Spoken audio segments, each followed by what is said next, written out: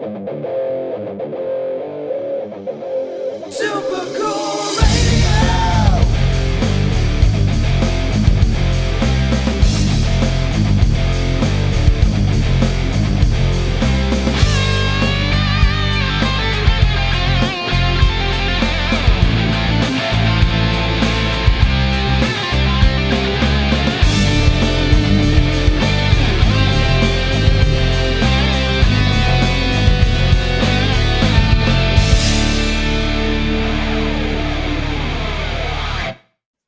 Hello, everyone. I am Matthew Thomas with Super Cool Radio. My guest at this time, hailing from Virginia, recently signed to DI Records. They are alternative rock band Azure Wolf. Thank you guys for hanging out with me. Yeah, absolutely. Thanks for having us.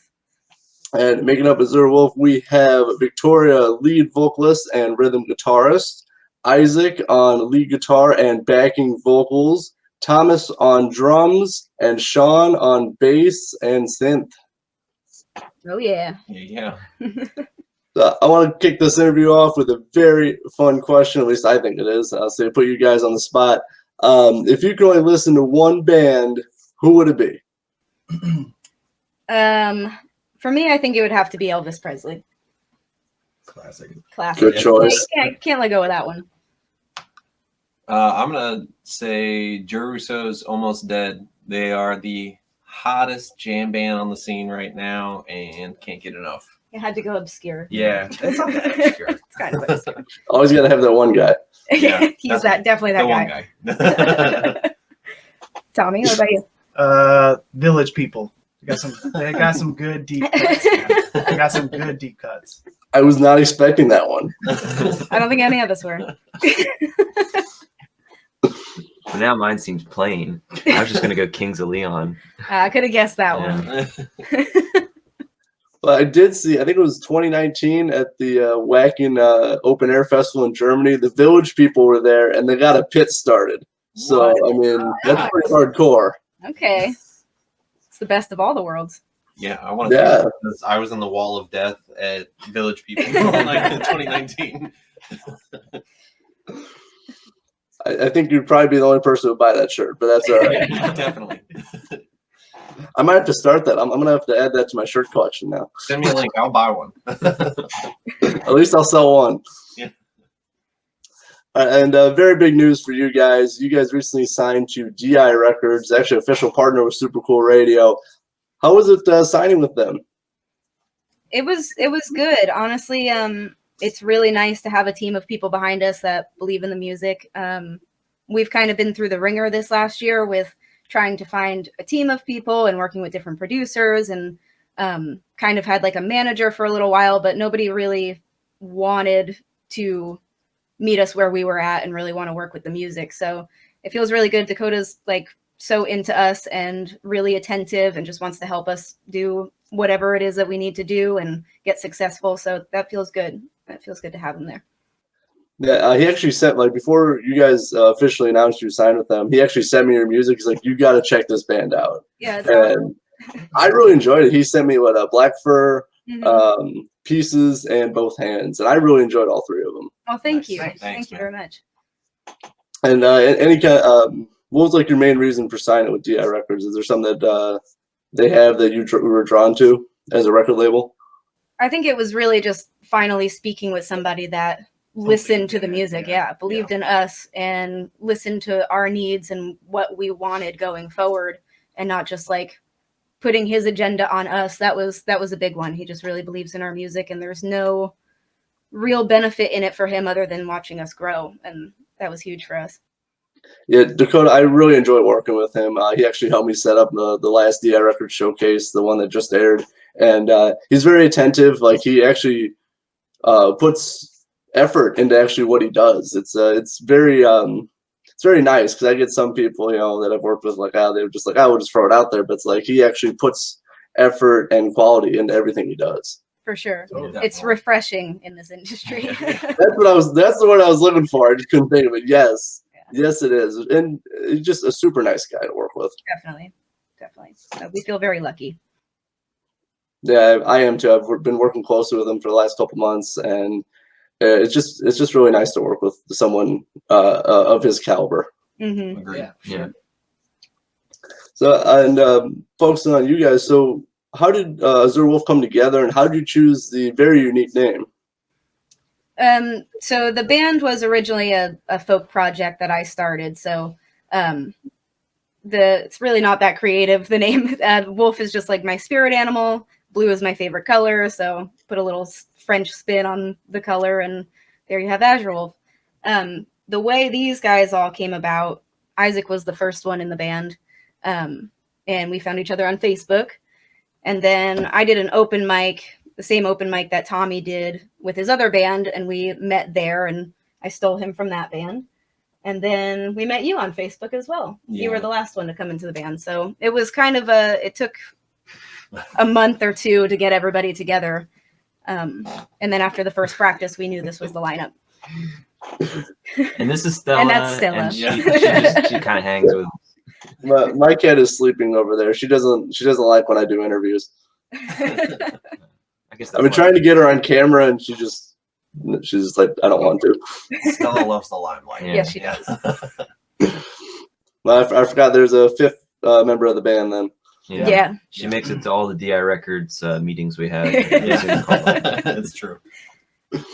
She's got good treats. Yeah. Yeah, I've been trying to get my cat on here. She just doesn't want to. But one day I'll get a cameo from my cat. One day. But always fun. I always like a couple times like animals have come on my interviews. I always enjoy it. Like I'm a big fan of pets and animals, so I don't mind. That's why I think Dakota signed us too. Is he saw the He cat, liked the and cats. that was the selling point. They got an official mascot now. Yeah. Well, and Stella, so Isaac does the recording for us. We started recording everything from home, and your recording company is called Stella Music. So Stella Music. she's kind of the star of the show. Nice. Always cool. Always a good vibe. So you said the band started as a folk project. So how did that transition into electrified alternative rock? Yeah, I think I'll let you guys kind of talk on that, but I think everybody kind of brings in their own influences. So I have like quite a leaning towards writing folk singer-songwriter kind of stuff, and these guys have all their influences from different bands, and it just ended up turning into like the ethereal rock thing that it is now. I don't know if you guys want to comment on that, but or where your influences come from, what you guys brought to the band, you know? Yeah, that's good. I think so much of what makes Azure Wolf is Tommy. Like I think that when V brings songs in and they go through like the Tommy filter, he has like that. You have this like iconic rock thing. It's like your drum lines are always exactly what it needs to be, and it sets the groundwork for it to develop beyond that. And then, I mean, from a personal standpoint, I love getting to play bass and synth because it gives me multiple ways to interact with what you guys are both laying down. And I think that I like to think in broad terms, you know, soundtrack kind of stuff. So that sort of lays a big, massive space, which, I mean, I don't want to speak for Isaac either, but I think it ends up becoming a playground for your riffing. For sure. Yeah. And I think everybody in this band has such an iconic part of what makes it Azure Wolf. Like Isaac's guitar tones are so iconically Azure Wolf, the rock drums, the bass and the synth, because like whenever we get a review or anything, it's always like we're synth heavy, we're very synth heavy, very bass heavy. So Which is always funny. I always feel like it's mixed a little lower than you'd expect, but it's enough to have that dream kind of thing going on. For sure. So kind of came together on its own. Yeah, it's always nice when it kind of organically comes together and via Facebook and the internet. So it's always good. Yeah. Thanks. So. Hey, sometimes I made the best connections and I've never actually physically met a person. So that's pretty cool. It's nice how nowadays it's like the internet, you can connect with people without having to physically be with each other. Definitely realized that last year with everything going on. Mm-hmm. Yeah, definitely. Yep. So also in February, as I kind of mentioned, you guys released the single Pieces, Both Hands. How was it writing both those songs? It's kind of an interesting story because we decided to do a writer's retreat just the band, and we rented a cabin in the woods in the middle of nowhere out here. And Isaac brought all his recording equipment, and we just ended up writing, recording, and doing both of those songs, getting the picture for the cover art for it. All was at the cabin. So we did that in like 2 days, got both of those songs done and written and everything. So that was just a cool, it was kind of a cool homage to ourselves because we hadn't recorded anything on our own yet. So it was cool to see that we could actually do it all on our own, which was nice. Yeah, that's very cool. Like a very unique recording experience, especially just being out of a cabin, kind of isolated from everything. I think that's actually very cool. Oh, thank you. It was a little tough. It was cold as shit. Yeah. It was really cold. It was very cold. Yeah, the before and after pictures, like when you came into the room, there's like all this furniture and a TV and a dining room set and all this stuff.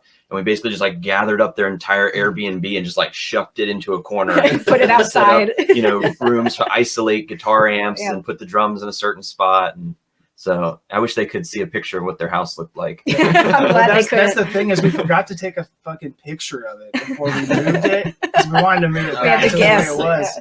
Yeah, we had to guess. We went back on Airbnb, looked through To all the look through the pictures, and pictures. like, I think this table was here.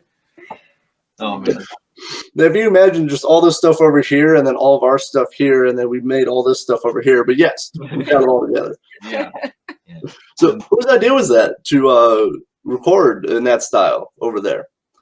I mean, I think I don't know. I feel like that's kind of like the indie rock thing to do, right? You just go in the cabin, make some sad songs, and come back. And just hope they're fucking hits, But I think what Bon Iver did it. That was like. Did they? I'm not that far down the indie. It's Indie 101. Yeah. Yeah, I think we wanted to see if we could do it on our own because we had just been through so many producers that were wringing us dry with money, not giving us products that we felt proud of or that we could use. And we knew we were laying down good tracks. We just couldn't find anybody that was really listening to the music and trying to bring out the best quality. So it's really nice. It's been a huge turn of pace to have our producer in the band who obviously understands what should shine, when it should shine, and really highlights everybody because he's seeing it from the inside. So that's been a huge turning point for us. Yeah, and it's actually allowed us, like all four of us, to learn a lot about the recording process too. Yeah. Like he's Yeah. been sitting down with us and like walking us through the mixing process and all that. So we're all getting better at it. Yeah. And if anybody out there wants to record with Isaac, he's on Sound Better. Isaac Foltz, go find him because he's fantastic.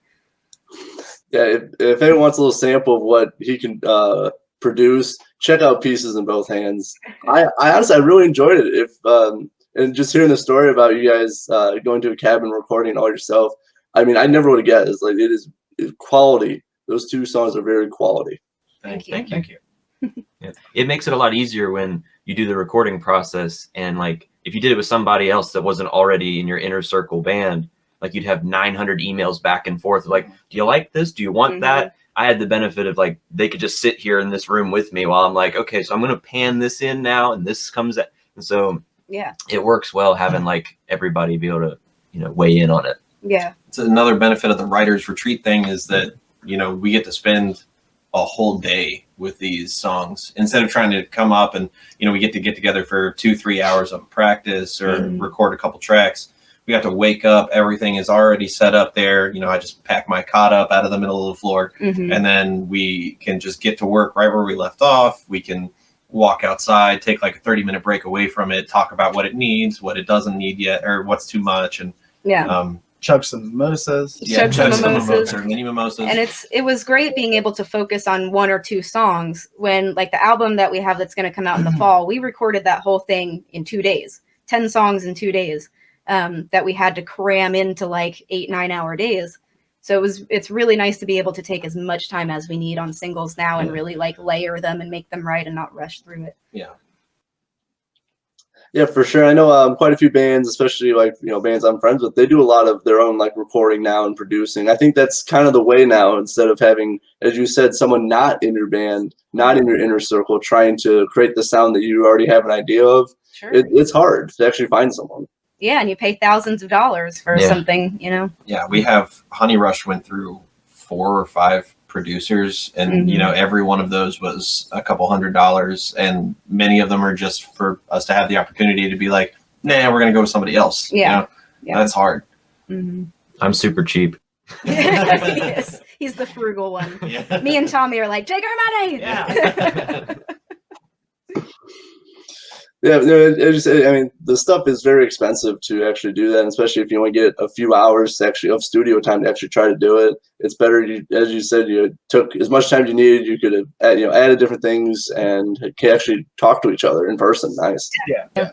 And there are some benefits of going to the studio. Like we all kind of like recorded this album that we did together in July, like in a room, like old school Beatles style, where you're like looking at each other, you're like No banging click. it out, you Yeah. know, or whatever. But so like that was fun, and it was a really cool experience. But definitely enjoying being able to record it ourselves now. Mm-hmm. Yeah, for sure. But I know, so on April 9th, you guys have another single you're going to release entitled Black Fur, which I have listened to, really enjoy. There's a lot going on in there. So how was it writing and recording that one? It has been by far the most difficult process. That was one of the first songs that we collaborated on together as a band. It's been about a year now, right? Yeah, it's been Yeah. about a year, and we're just now releasing it. And the song has gone through so many different versions. We had a version that was like 8 minutes long. That's how it was for a long time. And then we kind of condensed it to be like 6 minutes long. And then we recorded it at the studio the way that it was, the professional studio. We did like the 6-minute version.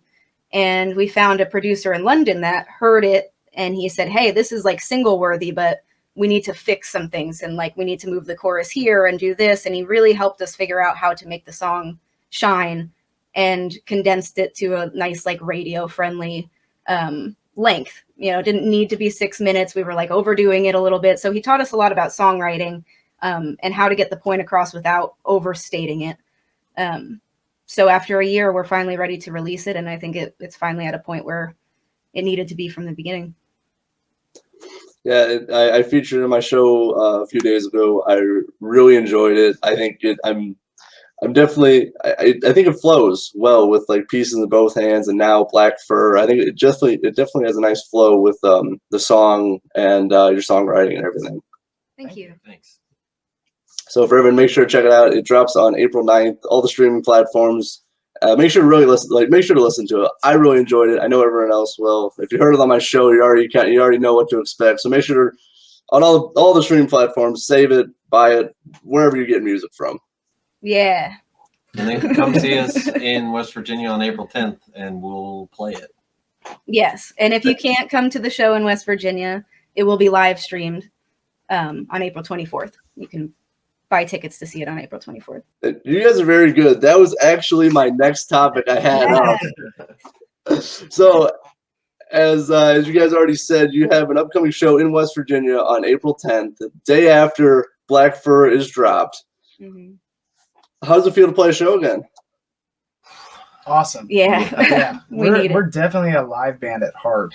Like that's where we shine. And it's been, I think the hardest part of this whole thing is not being able to do that too much.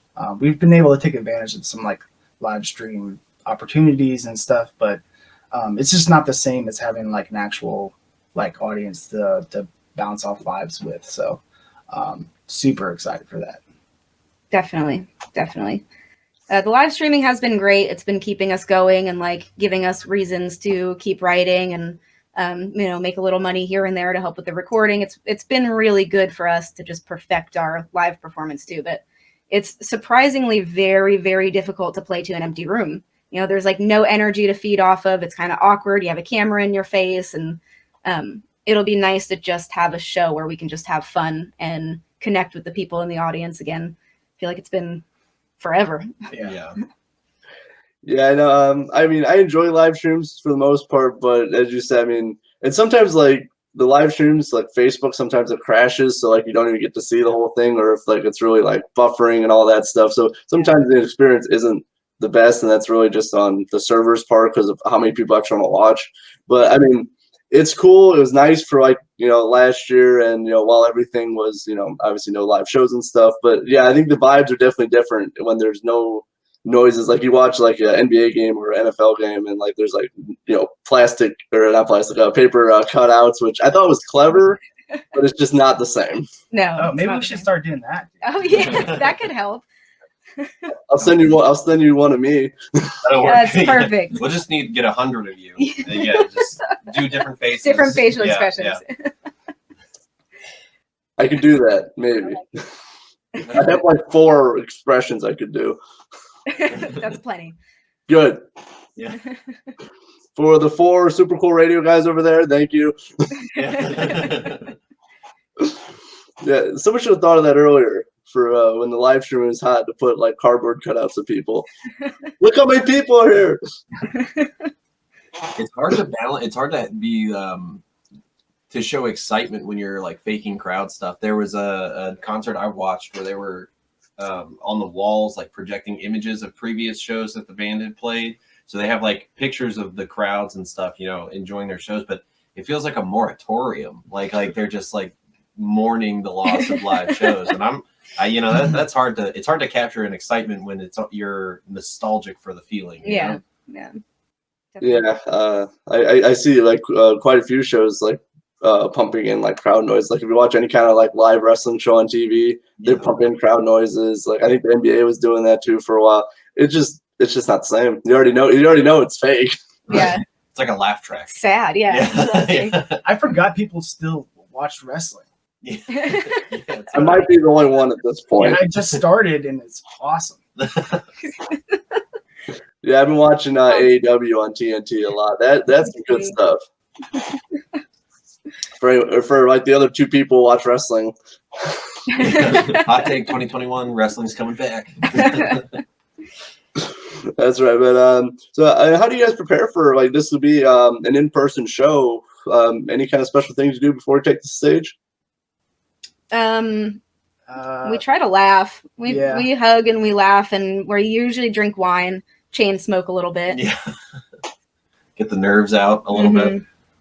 We cram practices like mad. Like, I mean, we'll run our whole set 2-3 times, 4 if it's a longer day of practice, just to make sure that everything is as tight as it can be. I mean, we put a lot of emphasis on being able to deliver exactly what we want from the songs live, which can be really tough with all the moving pieces. So there's a lot of thought that goes into who's playing what when, so that we maintain the full sound of a song without, or while being within the limitations of trying to play it live. Yeah, actually, I like how you said that. Like, I mean, I know some bands who like this is like the studio version. We could still play, a version of it, but it's gonna be slightly different compared to a live show because you don't have everything in the studio that you do live. Right. And we kind of like that. I mean, like, it's not live if it sounds exactly the way that you can listen to it on Spotify. Right. So, gotta have a little bit of flavor. Yeah, for sure. And definitely you have more flexibility to play around the song a little bit more while you play it live compared to like a studio version. For sure. And I don't have 6 hands, so I can't do 2 synths sound based. We just keep adding more instruments to Sean's plate. Yeah. I'm gonna have like drums and stuff strapped to me at one of these shows and like a harmonica thing, and it's gonna be wild. Yeah, me and Victoria will come out and be like, dude, this would sound awesome. Sean, you need We're gonna buy you a cello. Yeah. I'm not gonna do it. It's gonna sound awesome. You're gonna do it. Yeah, the more upset I look on stage, just know I didn't ask for this. The life chose you. Yeah. All right, we got a song with the clarinet. I think you got it right. Don't give the asthmatic a clarinet. Dude, John Paul Jones used to play bass with his feet. That's true. Yeah. Spent all these money on new boots, and you guys want me to take them off so I can play bass with my feet. It's all about the live show, man. Yeah. Mm-hmm. But also, so the show on April 10th in West Virginia. What can people expect if they're in the area and want to see you guys live? They can expect all the new music that we've been working on, stuff that hasn't been recorded yet. And of course, the singles that we're going to be releasing coming up in the next few months. So really, you'll get a sneak peek into behind the scenes what we've been doing these last few months and how we've been developing our sound and our live performance. And a couple old favorites, people who listened to the band for a long time, songs that we know people really love, that we love playing live, that obviously we'll have a lot of that in there as well. It sounds like a very cool show, and as you said, it'll be live streamed on April 24th. Yes. Yep. Got that right. If anyone can't see them, you can at least see them digitally with a live stream as well, if you can't make it out to West Virginia. But I've been there. It's a very nice state. It's only 2 states over from me. It's all right. I was more in the I was more on the whitewater rafting and out in nature, so I really enjoyed that part. Yeah, it is very beautiful. There's a lot of natural scenery. Pepperoni rolls, you know. Yeah. What? I know, you're right. You're right. It's a thing. Is a West Virginia thing? Yes. I didn't know. I wasn't know they were known for that. See, you learned something. That's right. I always do, especially about West Virginia, apparently. So make sure if you can make it out on April 10th, see them live. If you can't, it'll be live stream. I know it's going to be, from what I've heard of you guys, I know it's going to be a great show. Thank you. Thanks. I got to transition now because I didn't really have anything good lined up. But so this is a transition. Another great question for you guys. What music have you been listening to this week? This week. ABBA. Where are you pulling these from? Really? Listening to ABBA? Yes, I really was. Man's on a disco kick. Yeah, really. What have you been listening to this week? Man, Kings of Leon. All out. Okay. No, this is not the first question. Yeah. It's always the same question, same answer. What are your future plans? Kings of Leon. I actually have their guitar. Yeah, whip that bad boy yeah, out. I gotta show them that. How'd you get that? Well, I That's don't not have. actually. It's not actually. Oh. their I was going to say, like, you stole it or something? Yeah, I did. Shh, don't tell anybody on the radio. Well, this is being broadcast. The guy from Kings of Leon plays a Gibson ES325, and specifically the one from 1972, which I have. Gibson's gonna sue you now. Yeah, come and take it, Gibson. Sean, what have you been listening to? I mean, Something obscure, I'm going to assume. Something yeah, I'm pretty eclectic. Lately, there's some like California indie vibe playlist that I've been throwing on. Just anything that makes you want to drive around under palm trees, chain smoking, and feeling sad. Like that's kind of That's a vibe. Yeah, That is it's a vibe. been Yeah, that is a vibe, yeah. Yeah. My friend would call that produce wave. produce wave. Yeah, And the reason being is that's like the music you listen to while you're in the grocery store. getting Buying some produce. lettuce, Yeah. Tomatoes. Or whatever. I have an emotional attachment to broccoli now. Yeah, I feel like I've been on a similar kick with music, like Yeah. kind of like getting into that summer vibe, summer melancholy vibe. Yeah, I feel it, especially like, well, today it was like gray and rainy for me, so I could definitely feel that. It's funny you mentioned ABBA. In my last video, my skit video I did like last week, I had my friend do a countdown of his favorite ABBA songs because Oh yeah. he wanted to, but then I interrupted him to say, no, we're supposed to do AC/DC like we were scripted. Where do you put Waterloo on that on your favorite ABBA songs? Probably 2. What's number one? Oh, come on. DQ, baby. DQ. Respect. I've been listening to this week Queens of the Stone Age. Oh. Really been getting into them. Like the one where Dave Grohl played drums on, or like the older stuff, or something newer? Or... I've been kind of mixing it, mostly kind of their more recent stuff. And then that kind of led me into listening to Post Pop Depression again, because that's Josh Homme was on that as well. So, but I kind of their more newer stuff. It was on a video game I recently played, so I was like, you know what, I'm gonna check out the Queens of the Stone Age again. Well, if you like them, dude, check out the Vultures too. Yeah, them That crooked band's vultures. sick. Oh, is that So also? it's Dave on drums, Dave Grohl, and Josh Homme sing guitar, and then JPJ. JPJ on bass, John Paul Jones. So yeah, it's sick. That actually sounds like a super group. It is. Yeah. It is. Okay. Yeah. They only have I the will one, definitely check that out. they only have the one album, but it's bangers front to back. Yeah. It's so good. Especially Dave Grohl playing drums again. That surprised me. He sings backup on a lot of it too. I believe that, yeah. 'Cause he said after Nirvana he didn't want to play drums again, so I'm kind of surprised. Oh, he's been in a lot of stuff. He actually played drums on a lot of the early Foo Fighters records too. Yeah, well, I know the first one he played like everything, Yeah. which is very impressive. Yeah, he's a Yeah. beast. Yeah, talented dude. For sure. Also, if he's listening to this, I'd like to interview him for my show sometime. Yeah. And if he's listening to this, let me kiss you, buddy.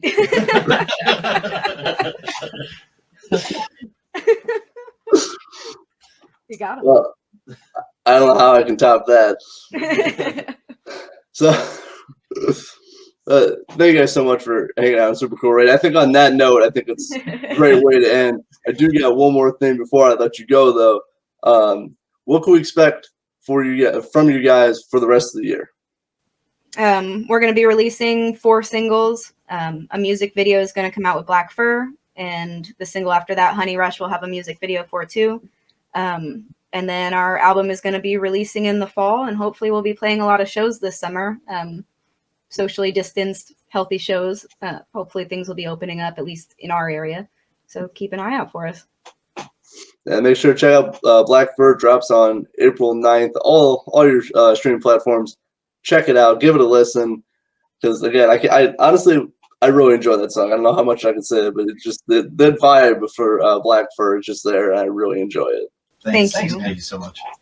So for Victoria, Isaac, Thomas, and Sean of Azure Wolf, thank you guys so much for hanging out with me. I'm Matthew Thomas, of course, with Super Cool Radio. Thank you for watching. Thank you. Thanks. Thanks, Matthew.